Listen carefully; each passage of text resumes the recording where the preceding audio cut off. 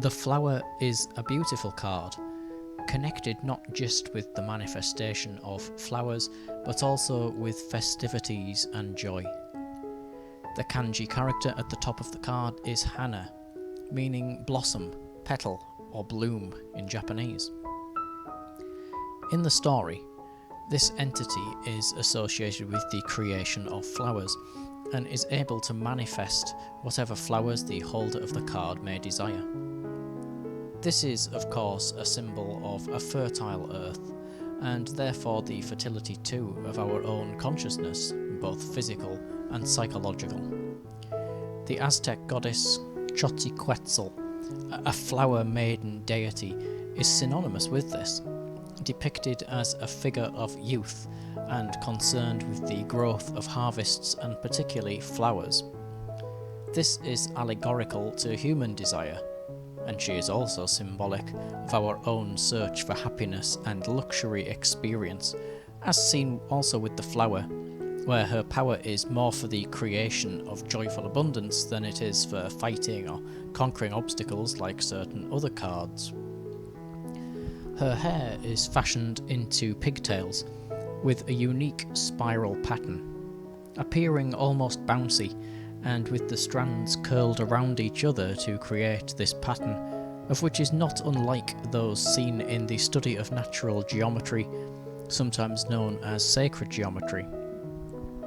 These spiral patterns are found everywhere in nature, and very much in the field of flowers and of botany, with wonderful patterns appearing in a great many floral life forms, prompting much in the way of folk tales and ancient beliefs.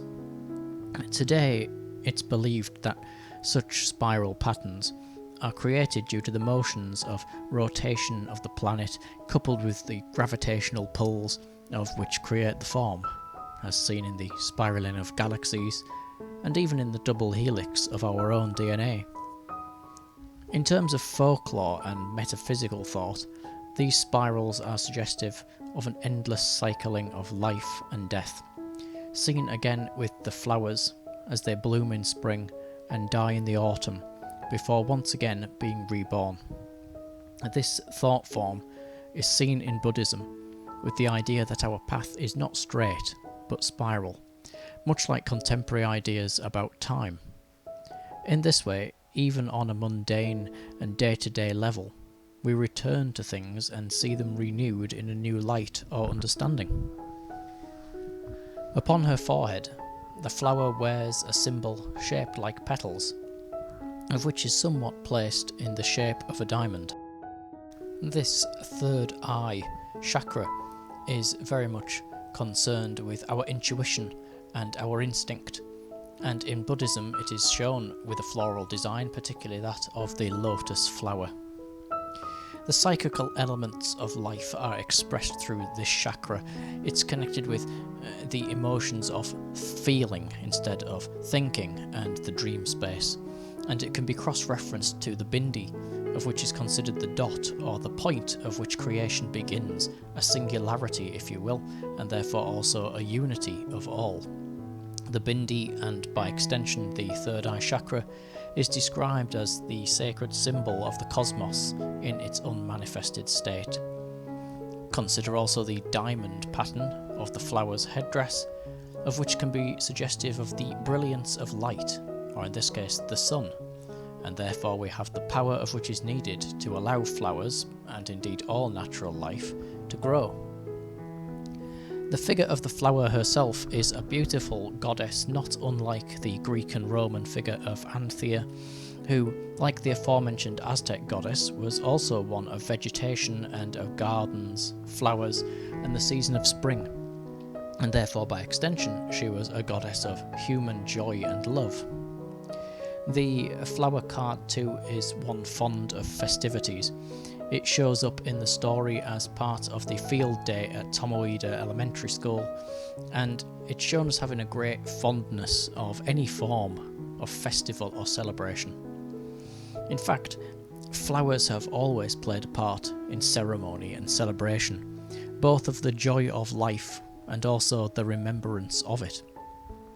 And there's many folk tales from all around the world of the symbols and the colours, shapes of flowers and what they might mean. The origins of this are likely quite simple. As well as seeing the flower as an emblem of the cycles of life as mentioned before, the scents, shapes and colours of flowers resonate within us, and they make it easy for us to feel joyous and connected with the natural world, especially since their appearance in our world is synonymous with the coming of the warmer months, and therefore easier and healthier living, as well as the planting and sustaining of harvest. The figure on the card appears as if she is almost rising out of the floral blooms herself, like a personification of the beauty of the flowers. In contemporary times, we often associate flowers with the world of fairies, as seen in Cicely Mary Barker's mesmerising collection of flower fairy images.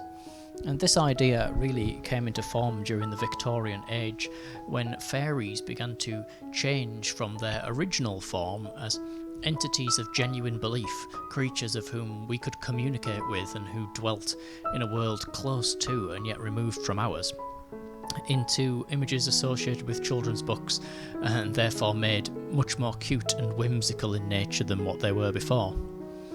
Despite this, Victorian and later images are still interesting, in that their charming nature shows that personification of natural phenomena, such as fairies riding on woodland animals or making up homes in flowers and wild things.